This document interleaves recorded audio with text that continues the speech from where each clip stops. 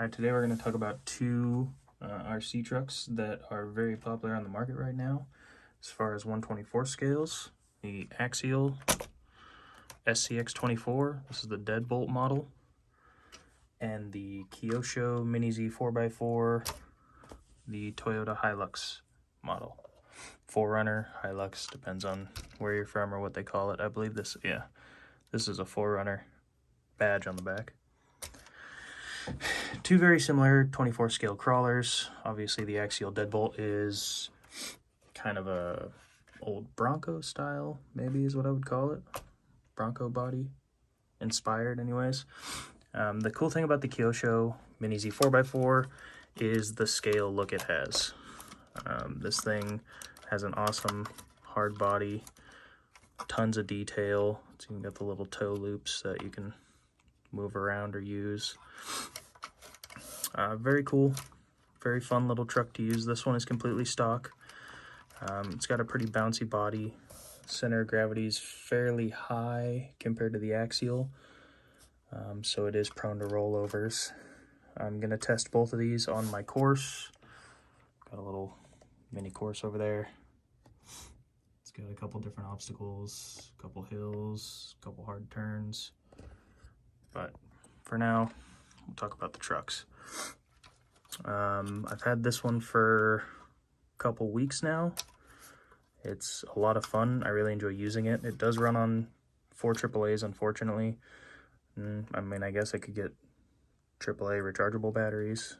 That wouldn't be that big of a deal, but I've ran it, I'd say at least hour and a half's worth of runtime, and it hasn't seemed to get low on the batteries yet.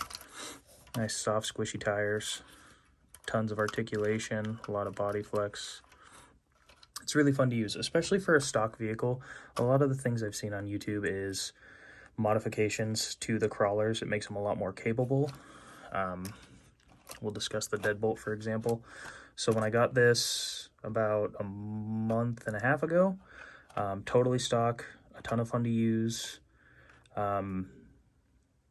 But every YouTube video I would see, or any post I'd see on Reddit or Twitter, anything like that, is always about people modifying them to make them more capable. And yes, the modifications do make them more capable. This one, I have the brass diff covers front and back. I've got the new to me, what is this thing called? Emax? Emax steering servo. That did burn out on me after about a month.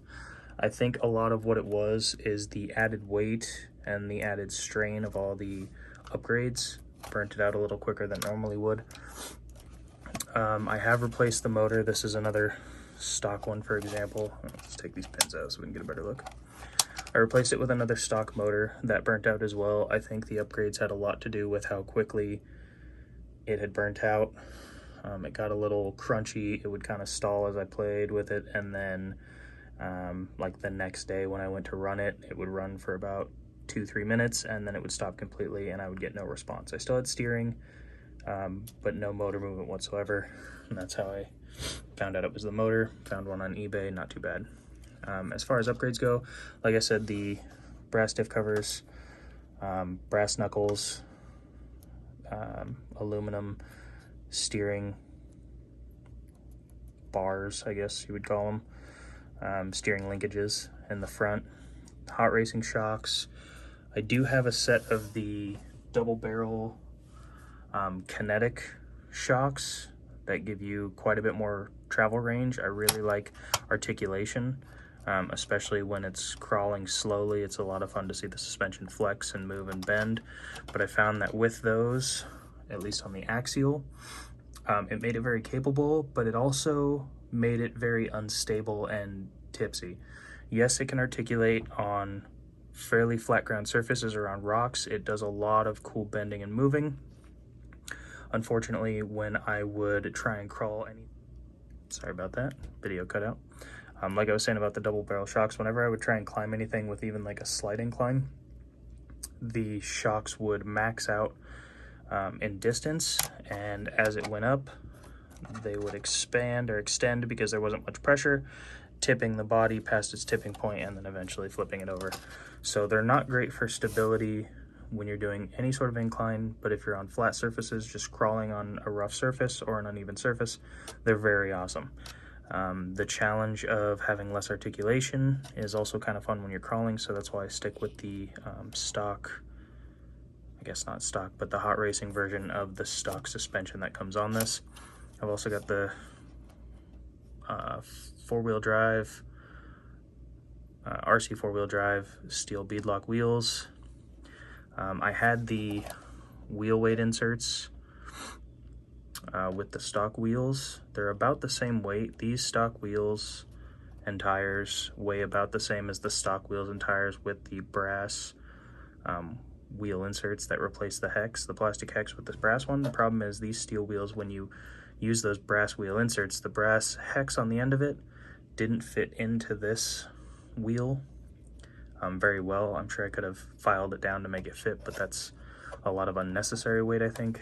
I also have the suspension linkages, the aluminum ones, so it's got quite a few modifications on it. I believe that's everything. Yeah, that should be about everything. This battery is basically the same as the stock one. I have the stock one here. It's 350 milliamp hours, 450 milliamp hours. They're both 2S lipos, 30C discharge. I don't really see much more power out of it, but I do see maybe 10 minutes more runtime with that. I wouldn't really consider that an upgrade. I just wanted a second battery to run with. But the cool thing about all the upgrades is it does make it a lot more capable, but unless you're doing crazy obstacles with it, it almost makes it too easy to crawl, especially with these Mickey Thompson Baja Claw wheels.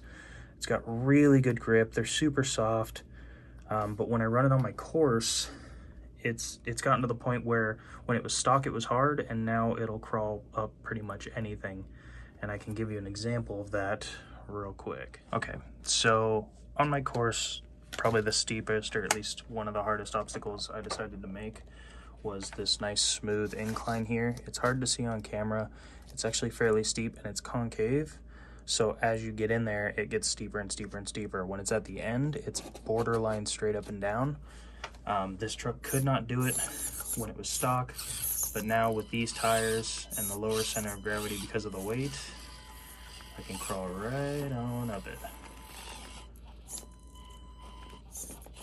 As I fall off trying to crawl up it. Okay. Let's try that again, take two.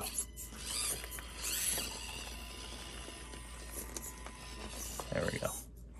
It crawls right up it. It is still a bit of a challenge, as you can see the first time it didn't make it up. And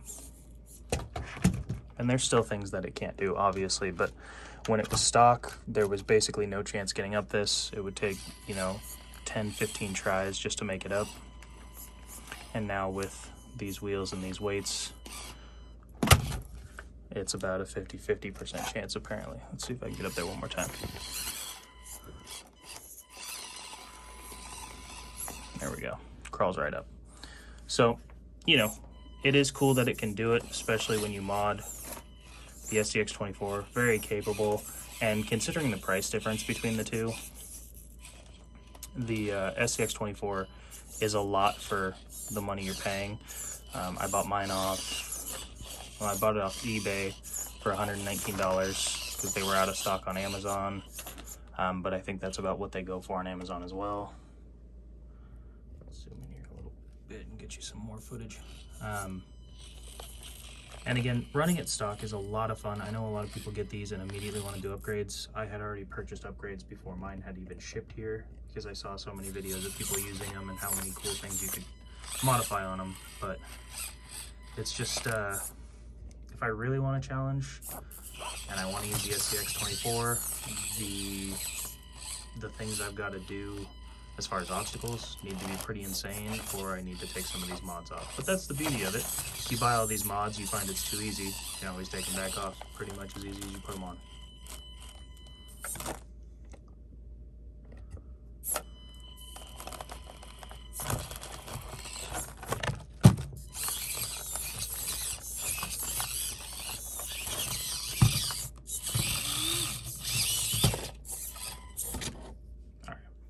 since this is a comparison video, I figured I would show you, excuse me, hiccups, figured I would show you what the Kyosho Mini Z 4x4 looks like when it tries to go up this.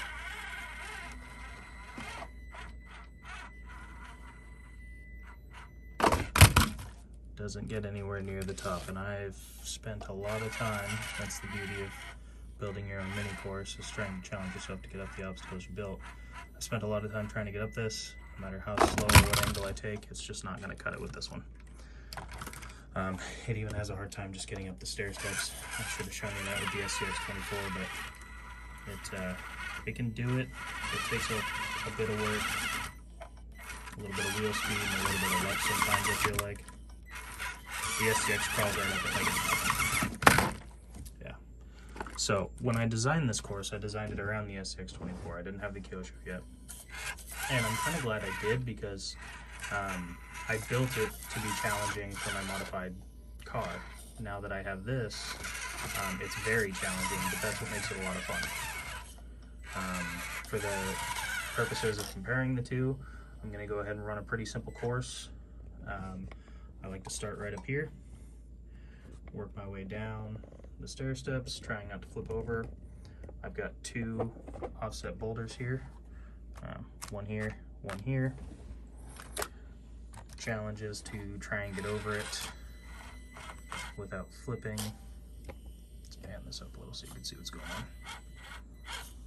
on. There we go. It's a bit of a challenge for the Kyosho going this direction. If I go over them the other way, it's not that big of a deal. We'll go around the corner here, give you a sky cam view. So we go around the corner into the pit of moss, and then up and over around the corner here. This is one of the other challenging obstacles that I built. It doesn't look that bad on camera, but if you can get your wheel on the inside right here as you're coming up, and your other wheel right inside this, straddle the crevice there, you can pull yourself up and around it. It's not too difficult. Part of my course is already falling apart. Anyone wondering, this is about 99% expanding spray foam. This moss is real moss that I got from a craft store, and textured spray paint. It's really awesome.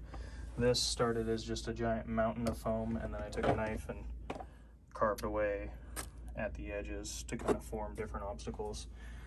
The only other thing I have in here is this is actually a tin baking pan that I laid in there, bent it a little bit, covered it in plaster cloth, and then spray painted it as well. So, but yeah, we go up and around the corner here, and then down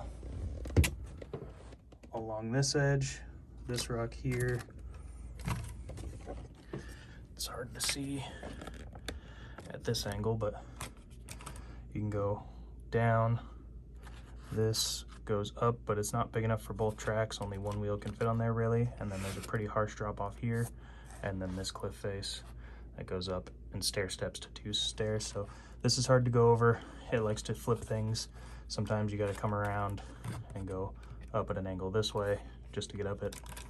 Once you get up to the top, cross over, cross up and over, back to the finish line.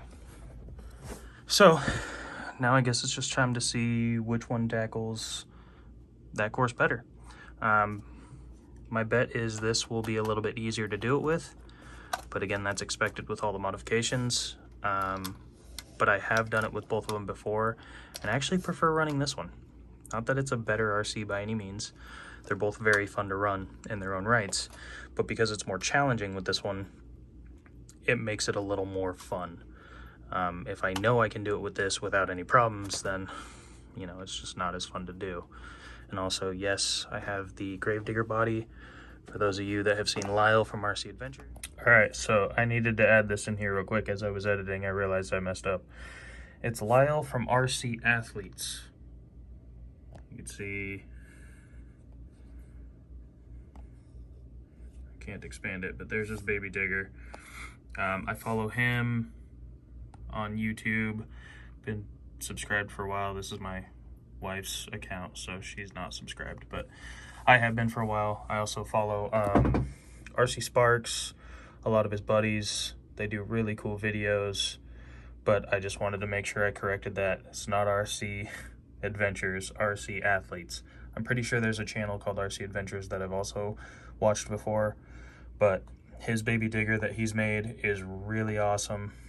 I like it a lot, and that's what the inspiration for that is. I want to turn that into that guy. So he made a baby digger Axial. I immediately bought the same toy RC car that he did when he built that. Gravedigger is my favorite monster truck of all time. Always been a fan of monster trucks since I was a kid, so I wanted to build a baby digger as well. Problem is, he used the Axial Jeep to mount that on there, and this is my only SCX24 for right now. I plan on buying a Jeep, making my own baby digger. It's very cool. For those of you that want to know where that body comes from, I don't know if he specified in his video or if you've seen it, but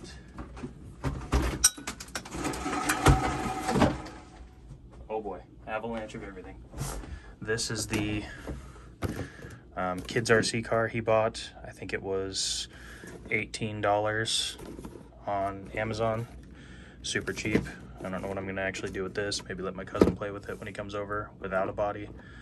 But yeah, I wanted the body so I could make the same truck he did. And so that's what that's all about. I'll make a future video when I decide to build a baby digger and walk you through the steps. Let you guys follow along.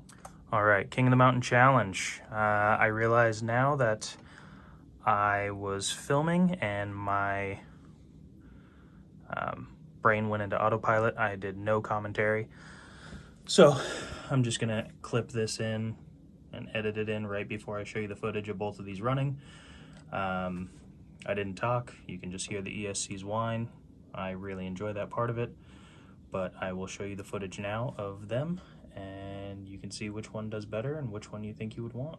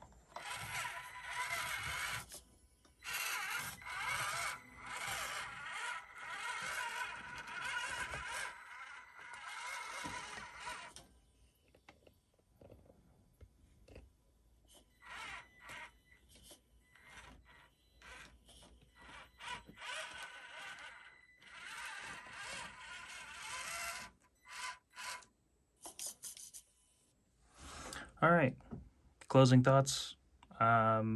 Obviously, as you could see, or at least I hope it appeared that way, the SCX24 is much more capable, especially with modifications. If any of you wanted me to return it to stock and then run this same course to see what a comparison for a stock SCX24 deadbolt would do, I'd be more than happy to do that. If you want to just drop a comment and say, hey, do that. I would do it if someone wants to see it. The Kyosho, great little truck. I can't express enough how much fun they're both to drive, but there's just something, and maybe it's my own personal opinion, there's something really nice about a scale truck, the look, the feel, the top heaviness, which is not great for crawling, but it is great for challenging yourself. It's a ton of fun. I would suggest this to anybody who is considering buying one. Go for it. You can't go wrong. I know you'll have fun. And there are modifications and upgrades for these too. I just didn't really plan on doing it to mine. Other than, and I don't think I mentioned it yet, I took the spare tire off. The approach angle on this thing is terrible with that spare tire on it. If I was even to go up one of these little stair step things at the wrong angle, once it gets in the air, it just drags that rear tire in the back, and it's terrible. It looks really cool with it on there. I was conflicted when I was taking it off because I really wanted to keep that look. It was really cool, but it's just a lot more capable and a lot more, I don't know, I can't think of the word right now, but it just makes sense to take it off. Unless you're just going for looks and you're crawling on flat surfaces, then keep it on there. But if you're going to actually do any real crawling with it, you're going to want to take that off so that you can get the approach angle that you need when going up obstacles with it. SCX24, it's about half the price. I don't know standard if it's about half the price. I know the Kyosho ran me about 220 bucks. This was about 120 bucks, $110, depending on where you're looking. Both of them are extremely hard to find right now. There's no stock anywhere. They're very popular. If you go on eBay, I know you can find some of these, either the Jeep body, the C10, the Betty, or the deadbolt. A lot of them are marked up really high right now because they're in such high demand. If you're wanting to buy one, maybe hold off until there's more out there so that you can purchase one for a decent price. Kyosho, on the other hand, I have seen these. These typically run about $200 regardless, so they're very cool, very fun. You can't go wrong either way, like I've said. One last thing that I forgot to mention and just noticed, a lot of people will probably see that I flipped this light bar upside down.